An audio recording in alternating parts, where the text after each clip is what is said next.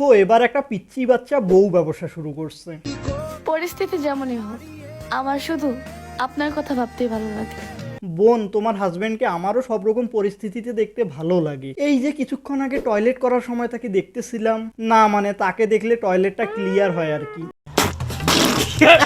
এরা দুজনে একটা পেজ চালায় আবির মিম নামে। ছেলেটার নাম হচ্ছে আবির আর মেয়েটার নাম হচ্ছে মিম। আর এদের ভিডিওগুলো বউ ব্যবসাকে অন্য লেভেলে নিয়ে গেছে। মানে মানুষজন বিয়ে করে বউ নিয়ে আসে ঘরে চুলা জ্বলানোর জন্য, কিন্তু এদের ভিডিওগুলো দেখে 25 থেকে 30 বছর বয়সের অবিবাহিত বেকার যুবকদের গা জ্বলতেছে।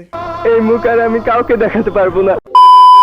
প্রেম করার বয়সে বউ নিয়ে ঘুরি, তুই কি দেখাস?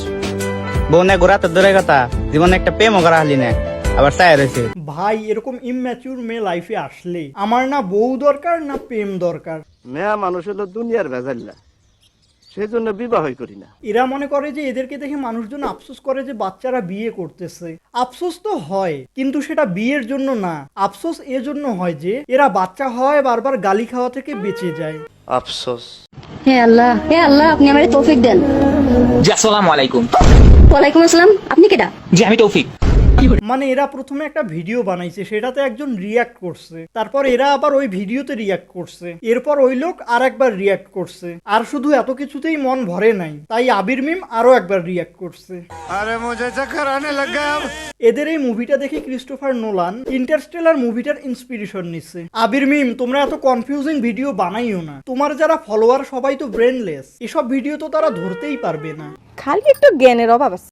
মানলাম বউ নিয়ে ভিডিও করা জায়েজ নাই, কিন্তু আমগো ওই ভিডিও নিয়ে রোস্টিং কইরা ভিউ কামায়া টাকা ইনকাম করা, এটা কোন হাদিসে আছে ভাই? হাদিস অনুযায়ী সবার আগে তোমাদের বিয়ে করাটাই উচিত হয়নি, কেননা ইসলাম যেমন বলছে যে অল্প বয়সে বিয়ে করতে হবে, ঠিক তেমনই বলছে ম্যাচিউর কাউকে বিয়ে করতে হবে। আর তোমাদের কাণ্ড কারখানা দেখে তো বুঝাই যাচ্ছে যে তোমরা ইমম্যাচিউর।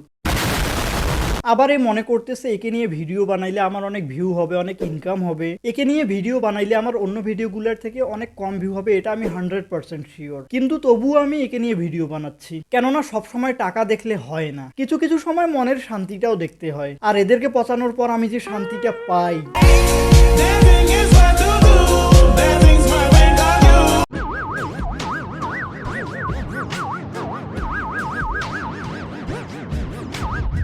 হ্যাঁ, বউয়ের সেবা করা সুন্নত, আর সোশ্যাল মিডিয়াতে নিজের বউকে এভাবে দেখানো ফরজ।